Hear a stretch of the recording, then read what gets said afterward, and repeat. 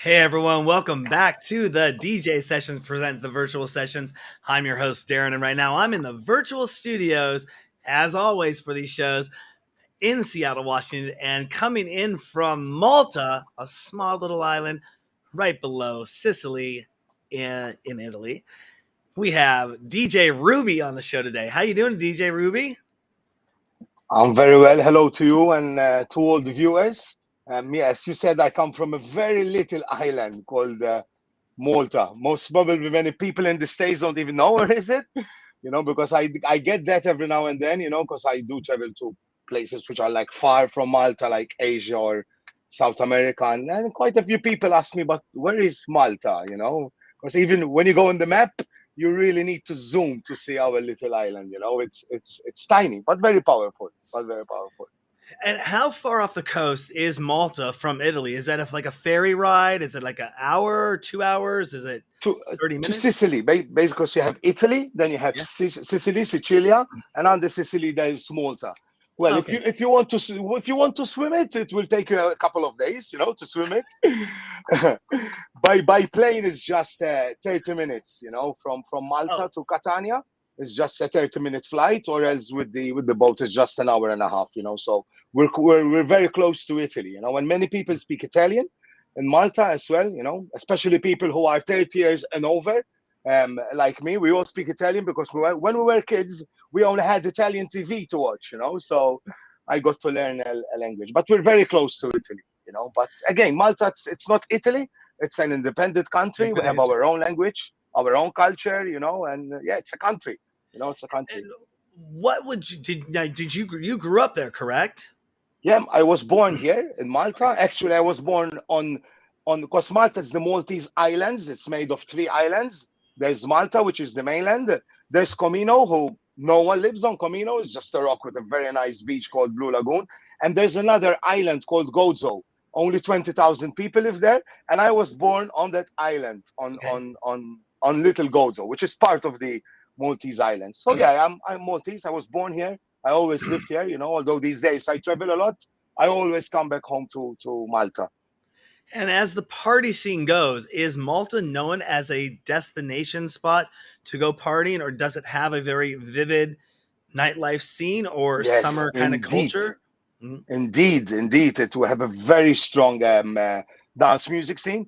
Till a couple of years ago was only made by the locals. So just with the locals only was already powerful. So imagine if no tourists come for the parties, we already had a powerful scene in Malta. Then we joined the European Union in the late 1210s, and we have a lot of expats now living here, which made even the scene stronger. And for the past couple of years, a lot of festivals and a lot of big entities are doing events here in Malta. I don't know, like MTV, Cream, BBC, you know it. All the big name DJs are coming here. There's summer is full of festivals, So it's a very, very, very strong and powerful scene. Not strong like Ibiza, but I think we can. Like very soon, we will. I think we'll be able to compete with Ibiza for sure. For sure. And the good thing about Malta is that there's a scene for everything. If you are into progressive house, if you are into techno, if you are into psychedelic, if you are into tech, whatever, then if you are into drum and bass, there's a scene for everything. Some scenes are small and some scenes are bigger, of course. But that's the good thing about Malta. The party scene, the industry, I think it's very, very strong. It's very powerful. I'm going to jump in. I'm going to take an audience question right now, something off topic, because when you jumped on the show just a few moments ago, you were drinking something, and it's funny. Yeah. Somebody asked, "Hang Uh-huh. on, Zick Lurgo, what is your drink of choice before you get on stage?" Because you were drinking, I was going to ask, Okay. what were you drinking Uh, right before the interview? So I don't drink alcohol, no alcohol at all. I love energy drinks, I mean, there's a local energy drink which you only find in Malta. It's called Go and Fun, which is my ultimate favorite. But because I travel a lot, my drink to go is definitely Red Bull. I drink a lot of Red Bulls, so that's my drink of choice, energy drinks. Energy drinks, yeah, I have to be very Yeah. careful with those because I tend to have an aversion to caffeine or too much Yeah. I vitamin mean, D, and To be I honest, I need to calm down a little bit on energy drinks, but because I drink a lot. yeah, I just did an 18-hour. Well, actually, it was a 24-hour road trip from Okay, Seattle to Las Vegas to okay, Arizona, okay. and Which is a I was long driving. long trip, yes. Yeah, I was driving our mobile studio down there, and I was drinking Red Bulls the whole way. And Okay. one of my resident DJs had to ride with me all the way up front in the car ride down. I must have been talking nonstop for like 10 hours. I mean, it gives you But energy, I mean, yeah, but yeah, I but mean, we're it's good not good for friends. your We're good health, friends. Yeah, but yeah.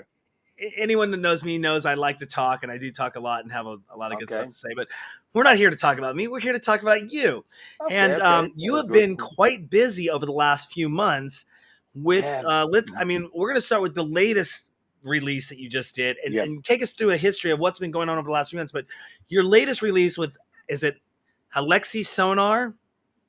So yeah, these past couple of months, especially, there was the COVID days. During COVID, I had a usually I'm so busy, like because I'm not just a DJ, I'm also a promoter. I do my own events, and when you're touring a lot, DJing a lot, doing your own events, it's very difficult to find time to produce. So and then came COVID. So during COVID, I had all the time in the world, to produce a lot of music and to do a lot of remixes. So then, when the COVID days were like kind of over, all my productions and remixes that I had done during COVID, they were all coming out one after each other. Which is even at the moment, I had a remix coming out last week, another remix coming out next week, and the week after. So it was quite these past 2 months were very hectic for me when it comes to releases and remixes. Just in a nutshell, I released Kunter, my own single, which was part of a compilation called Augmented by Mango Ellie, which is one of the leading labels in our scene, which is the underground progressive housing. Then right after, I had a remix for Narev and Anton Make called Redshift on Digital Emotions Records. I also had Connection, another own track, which I produced together with Alexei Sonar, which was out on Skytop Records. Last week, I had a remix coming out for Camilo San Clemente, which is called Fragma. And I also have another remix coming out in 2 days for Hobin Rude, which is called It Was and It Will, which will come out on Movement Records. Then I have a couple of more coming out in the next week, in the next weeks. And yeah, for now, I'm going to have a break in music production because, yeah, from next week, I'm going to restart touring like non-stop again. So yeah, Yeah, quite a busy time. I mean, I saw your event schedule on your yeah, website. yeah. It was just you're going to be busy. You're coming up with a lot of stuff Because coming out. what I'll do is I'll try and segment the year. For instance, the first 2 months of the year, I was in Malta. We were still under COVID restrictions, so I could finish my production work. Then came March and April. I went on tour. I was in Argentina. I was in Sri Lanka. I was in Egypt. I was in India. Then I came back to Malta to do my own events in Malta.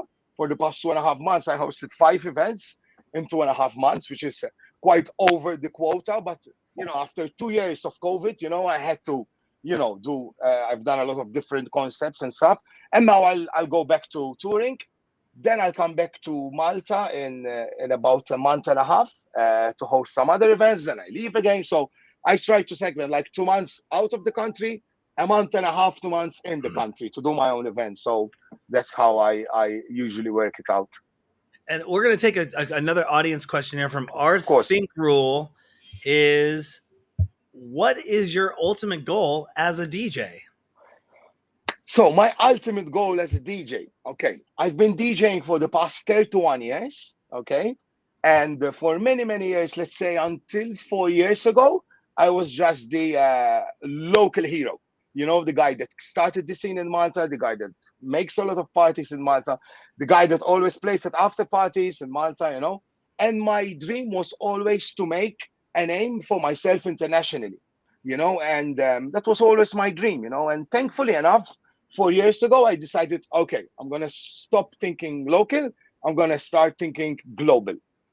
And when I started to do that, thankful enough, I got people, started following my stuff and I got noticed. And I thank God I managed to make a name for myself, and that was like my main goal, to make a name internationally. Of course, now it's a lot of hard work to keep my name there, and of course expand more and make my name even bigger.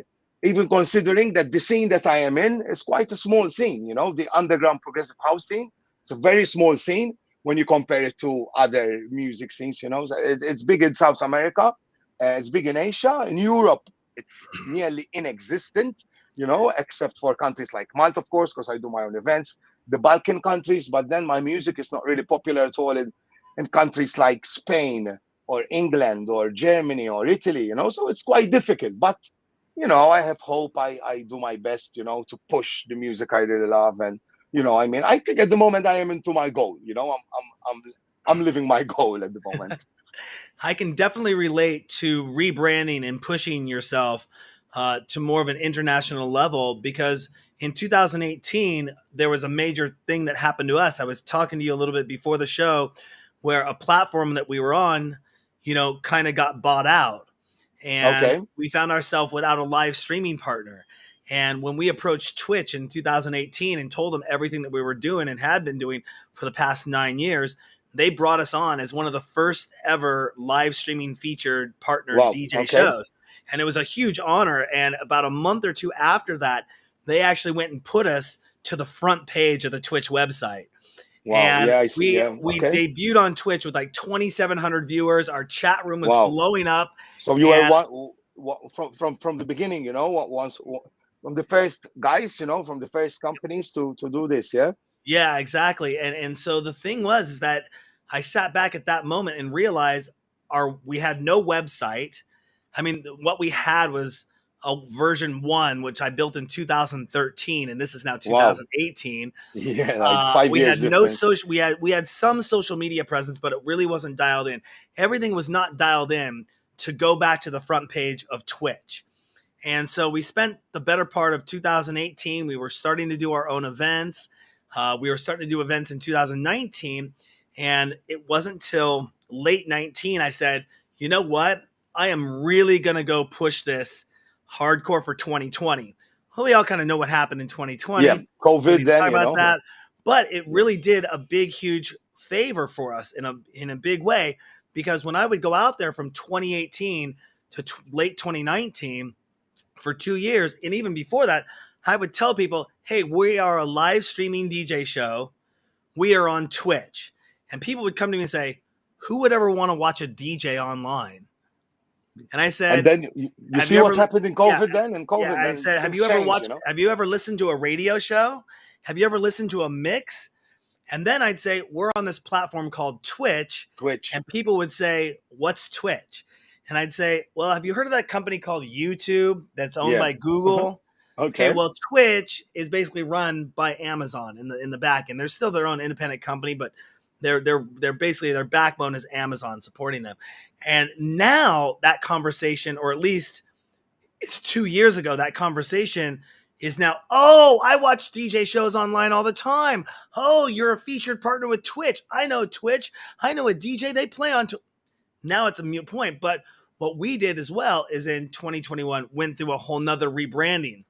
And that model is something that you did, you know, where you went to go break internationally. A lot of our Exactly, stuff you was know? Yeah. stateside Mhm. or local and stateside, you know, in the US. Yeah, I understand. Yeah, yeah. Like, okay. And we Yeah. wanted to break internationally. So the last 6 months, 6 to 8 months, we've been doing nothing but rebranding ourselves internationally. And one of the biggest things we're looking forward to, and I'm going to ask you this question, is we are pushing everything to go to ADE this year. And have you been Yeah. to ADE?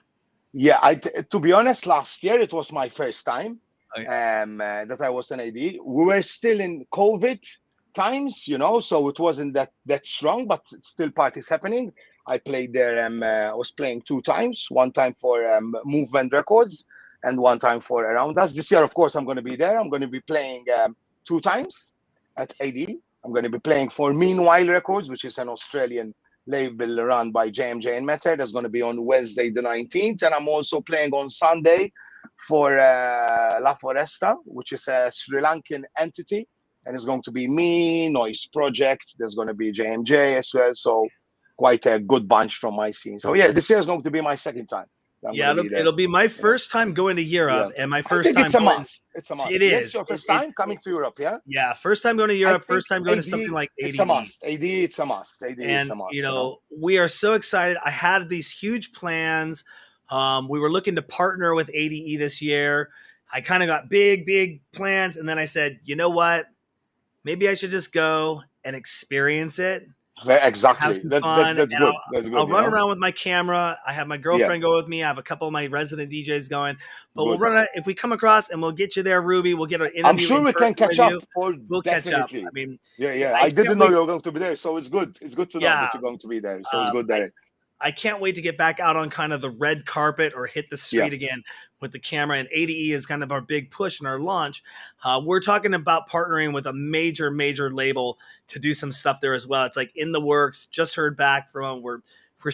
We're ironing it out, but fingers crossed if this comes through. It's a huge win for us with the DJ sessions and on the back end of that, also doing something international. I'm sure you can relate with is we're looking to launch our own label in the first Wow, quarter that's of amazing. 2023. Okay.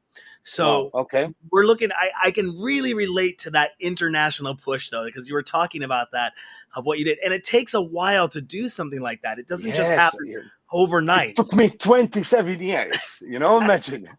After 27 years, I managed to break into the international scene. Yeah. So after all, usually people retire, but for me, no, it's like it was a new start. It was always my dream. I never gave up, you know. But then I came to a stage when I'm gonna stop thinking local.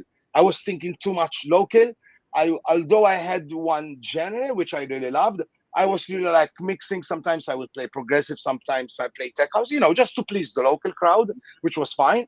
But then to break into an international scene, you need an identity, you need to be focused into one thing, be master at one, rather than be, like try to be to do everything and be everything, and that was my trick, that's what happened to me, I had a good identity, and I had a very good powerful social media, I was like posting really professional stuff, it happened to be that I am also a graphic designer and I am also a video editor, so I can, do all my artworks and do all my videos and stuff, and experience, so it was like a whole package that worked into my favor.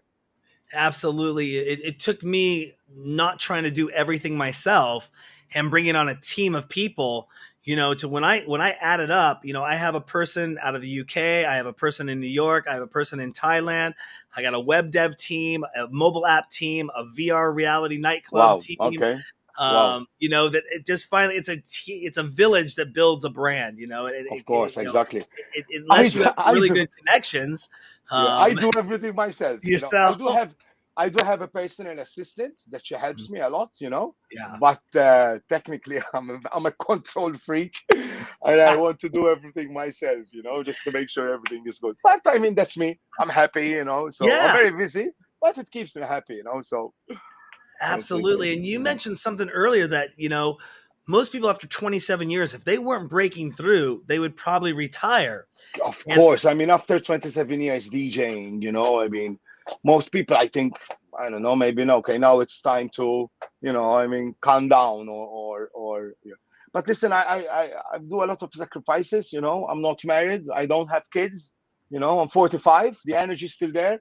I'm sure that if I had a family, maybe things would be different. You know what I mean? So it's not easy, I literally dedicated all my life to this. I work 24/7. It's a very competitive business. Everyone wants to be a DJ, everyone wants to be a producer, everyone wants to be a party promoter. So it's a very competitive business. So I dedicated all my life to succeed, into this, and I work really hard. The last job that I had was working in corporate America for a small little company called Apple.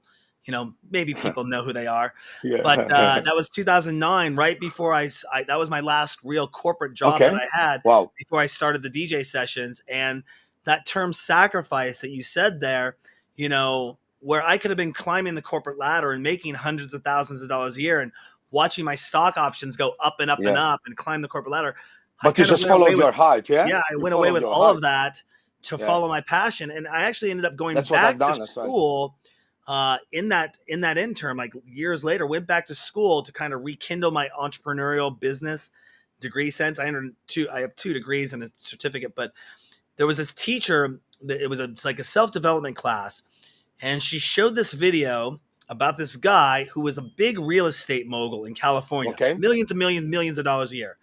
And one day he just decided to give it all up and just roller skate up and down Venice Beach.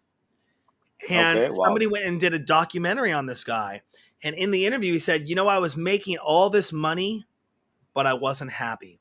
And people verified the story that he was this real. He wasn't just. I some went crazy through guy that myself. I went you through know? that myself. I went And through it. he said, I'm happier now just roller skating up and down the beach every day, doing what I like to do when I want to do it, than all that going after the money. And after the teacher, the instructor shut the video down, and I raised my hand almost immediately, said, you know what? I left corporate America years ago. I said, I would rather make $50,000 a year doing what I love doing and having what I love, and you're happy, all my investments in, and happy, than making $300,000 a year working and you're 80 unhappy, hours a week, or you're not unhappy. following your heart, And my family never. If I had, family then at that point, they would never see me, or it's just only on the weekends, or I only get those 2 weeks off a year.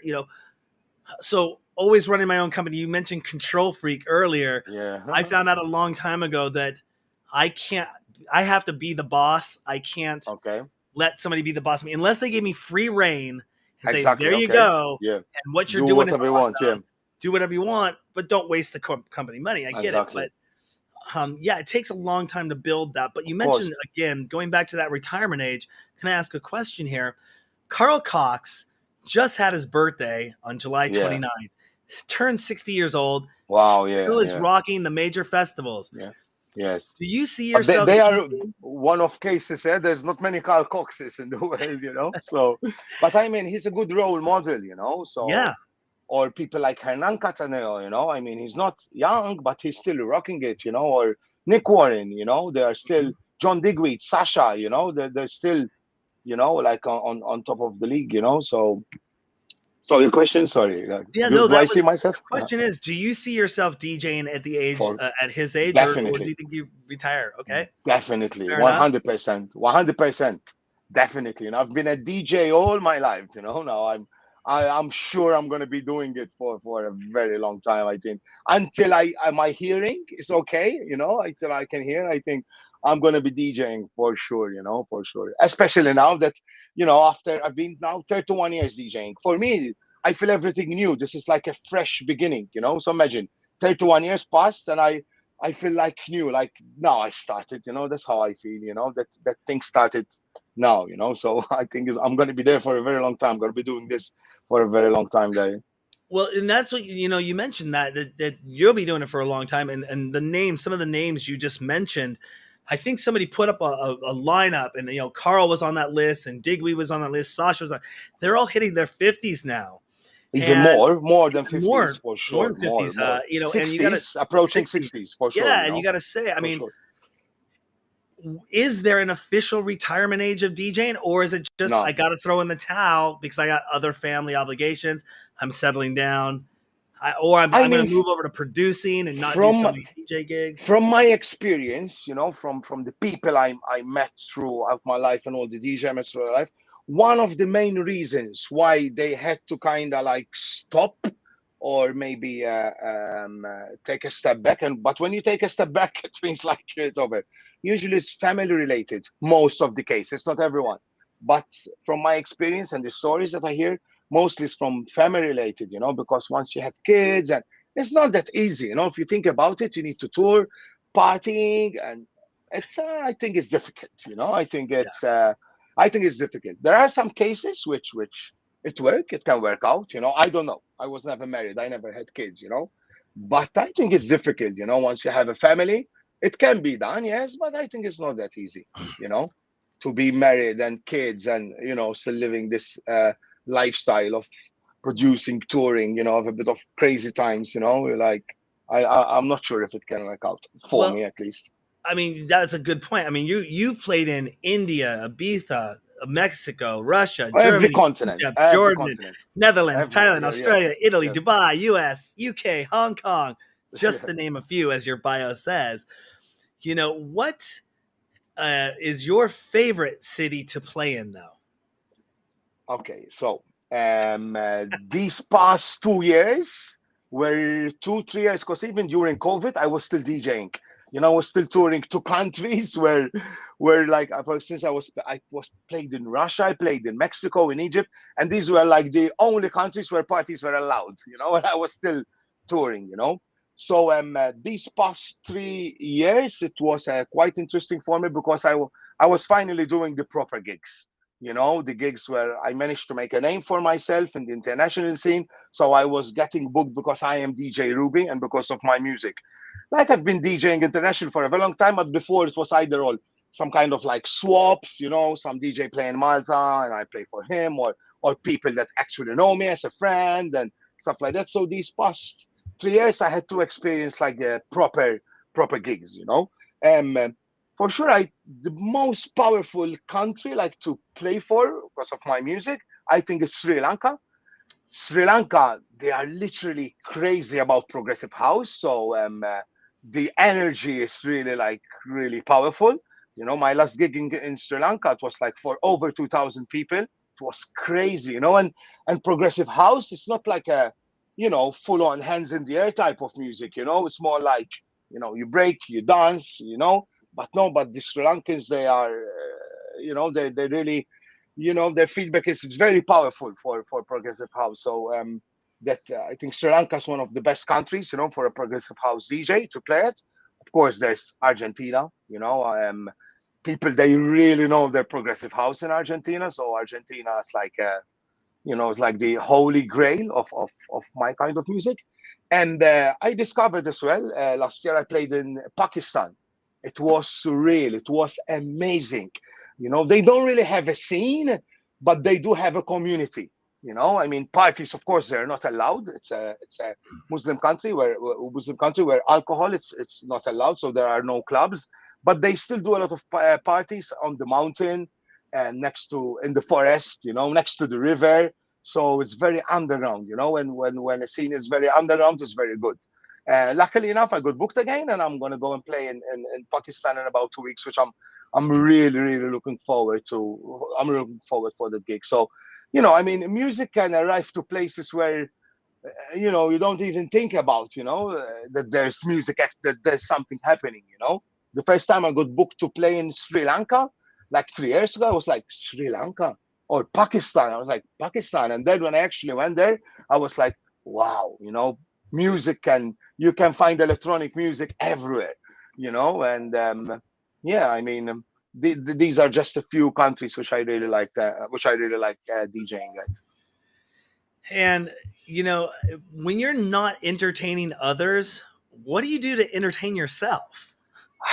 I'm a workaholic, so I literally dedicated all my life to this. So of course, when I'm not in clubs, when I'm not organizing, when I'm not in clubs or when I'm not touring, I'm in my studio or producing music or or curating sets or coming up with ideas or doing designs or planning events. So I'm constantly like on the go. And during COVID, I found love again for vinyl.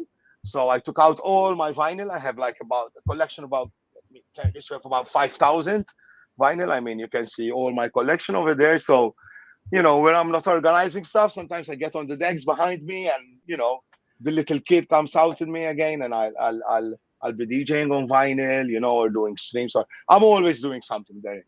I never stop. I never stop. Awesome. Gonna take another audience question here because, like I Sure. said, our audience members are they access our question pool. So a lot of our questions, some of the questions I ask are the same ones they're asking. It just came up right now from Estonmi. How important is social media to you? It's like, well, I think it's more than 50%. Well, it's very important. It's very important. Okay, you need to be a good DJ, a good producer, whatever. But if you don't have so good social media presence, you're just going to be stuck at home and DJing at home for your friends. That's it. It's very, very important. I got discovered internationally from YouTube. I was putting my live sets, streams, and people started to notice me. So thanks to YouTube, that I managed to make a name for myself internationally. YouTube, SoundCloud, Facebook. It's very important. It's more. I think it's more than 50%. I think that's from my experience and my personal opinion. Yeah, I recently saw something. I bring this up quite frequently when the social media discussion comes up in our interviews. That there was an artist recently, female artist, and she's on TikTok, and she made a TikTok about her label saying that she needed to make a viral TikTok to help push her album.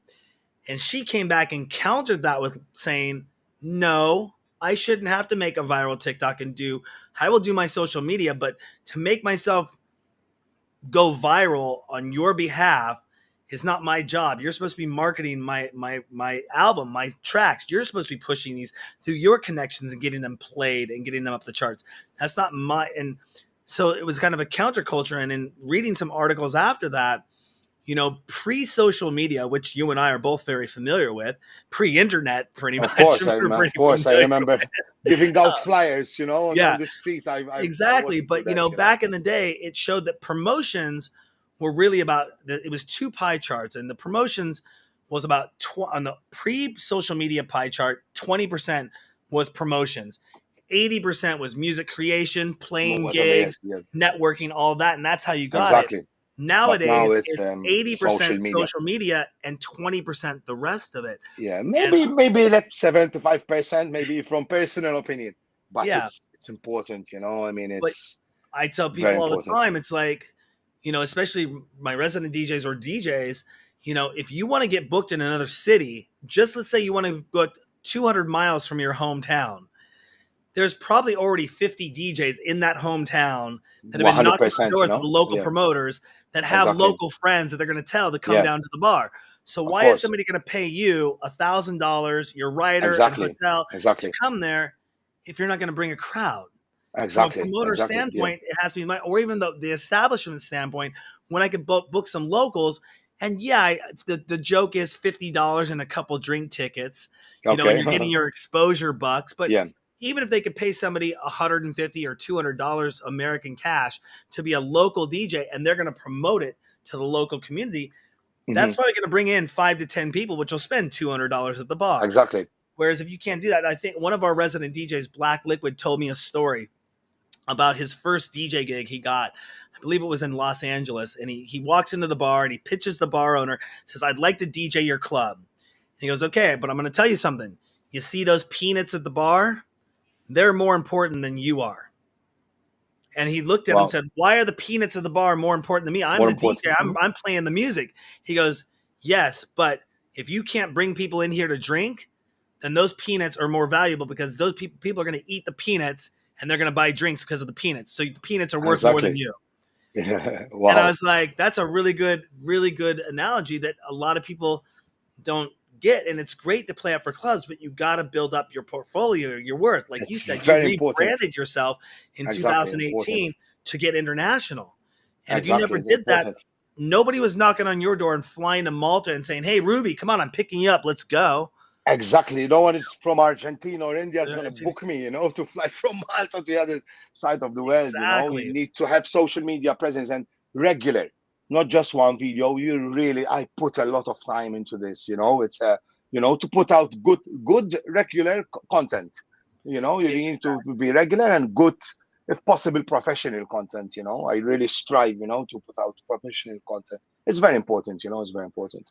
And speaking about putting out good content, let's talk about Beatport for a second. And do you expect Beatport to have another serious competitor in the next few years, or do you feel they can kind of really maintain a monopoly on the game?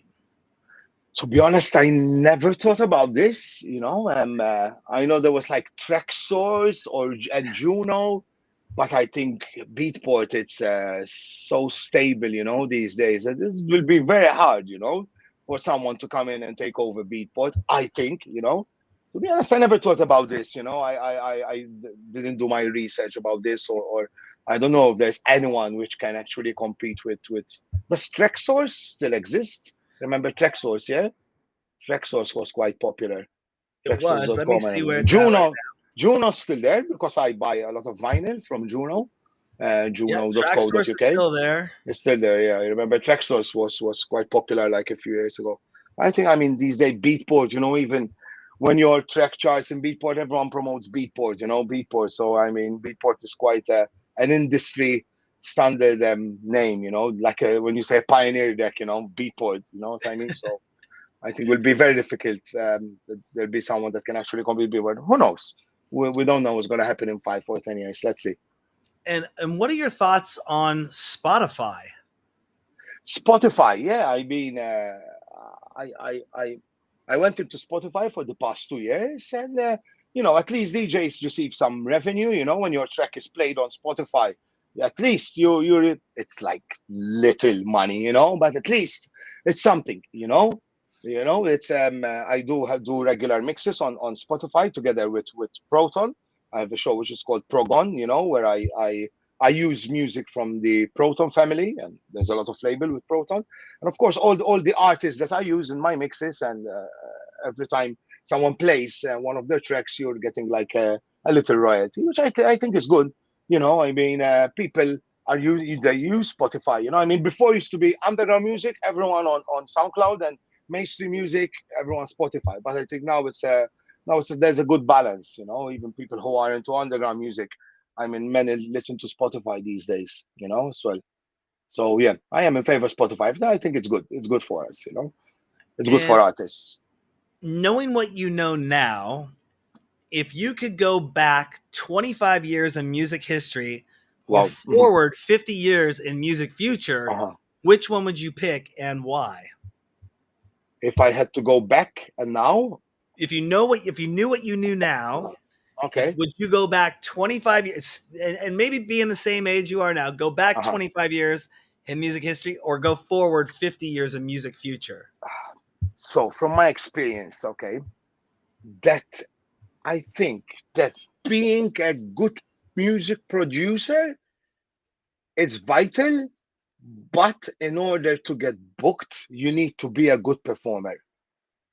So I think I would change nothing, because even my name, I'm an old school guy, even my name is DJ Ruby. These days no one is called DJ blah blah blah, but I've been for 31 years. That was my first name and I stick to it. So if I had to go back, I would change nothing.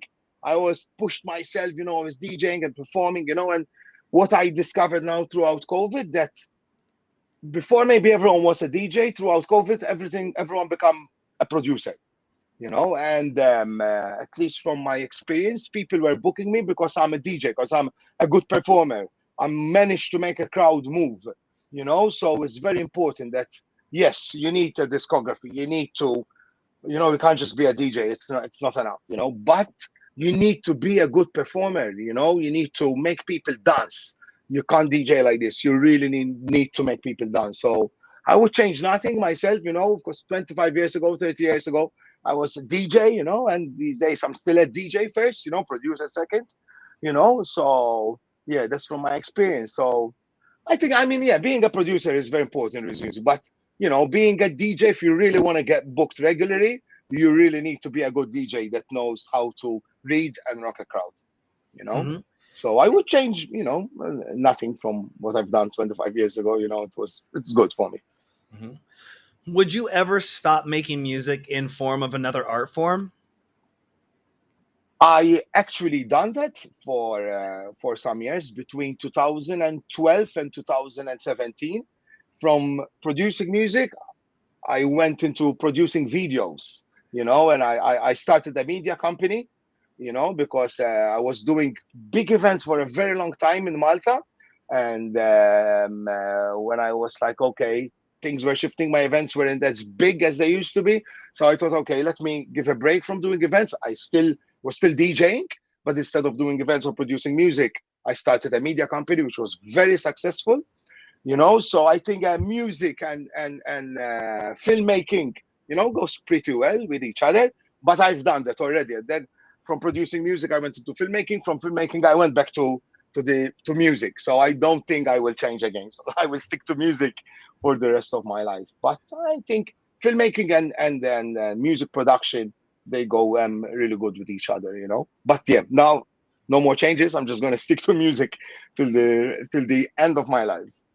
And if somebody were to write a biography about Okay. you, Oh what do you think Jesus. the title should be? Ah, the guy that never slept, you know, The guy that never slept. the guy that is like sometimes I consider myself like a priest, you know, a priest, you know, he gives his life to Jesus, you know. I gave all my life to electronic dance music, you know, so I literally did give all my life to. I've done a lot of sacrifices, and as I said, I work 24/7. I love it too much, you know. So maybe I don't know. The title would be the guy that gave all his life, you know, to electronic dance music, or the guy that never slept, you know, The guy that never or slept.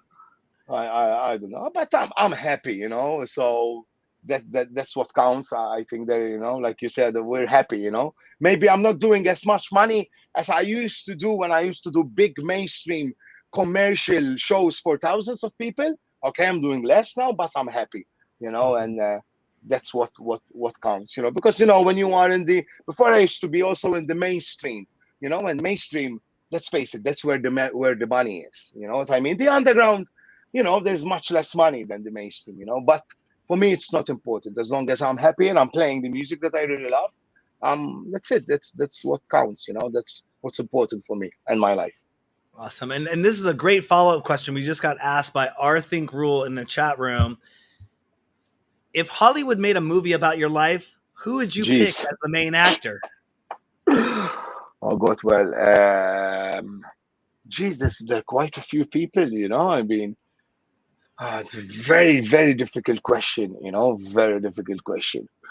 I don't know, maybe some crazy actor, you know, because I am, you know, I am a bit of a crazy person, you know. I can do crazy things, you know, every now and then. So yeah, I would go for someone that is known to do crazy things, you know. I can't think of any names, but a crazy actor, you know, someone that, you know, like can do crazy things, you know, with no warning, you know. Funny enough, mentioning the Yeah. word crazy, I'm going to take another quick Yeah, one and I right here haven't from the chat followed room too. movies. I haven't followed movies for a while now, so I'm a bit like my mind is a bit blank when it comes to my mind is all about artists and DJs and parties. You know, Hollywood is a bit Well, on the you were side. you were mentioning crazy stuff, and it's so interesting. Yeah. This question just came up too from I think it's Exen Kentic. Yeah. Do you have Okay. crazy dance moves? Yes, I dance a lot, you know. And before I was a DJ, I was a break dancer, you know, for Okay. a very short period of time, like in 1991, just before I started DJing. I was a very good break dancer, you know, listening, dancing to MC Hammer, Can Touch This, or Technotronic, Pump Up the Jam, you know. So yeah, the dance thing, you know, even when I DJ, I'm one of those DJs that I can't stay still. If I stay still, I can't DJ. So I'm constantly moving. You know, even people, if they see my streams, my videos, my live videos, I'm all the time dancing. You know, I just don't stop. You know, so yeah, I do have some crazy dance moves. Awesome. And is there anything else you want to let our DJ Sessions fans know about before we let you go?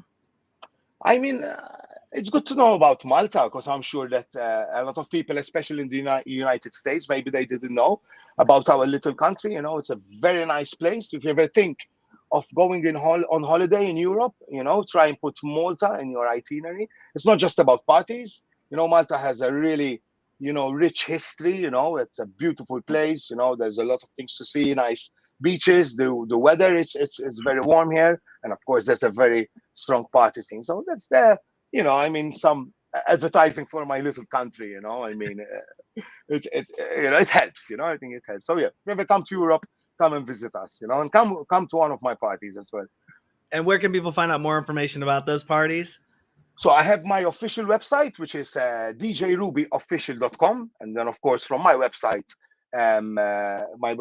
there's all my social links. There's my Facebook, which is facebook.com/djruby. There's YouTube, youtube.com/djruby, and also my Instagram, which is instagram.com/djrubyofficial.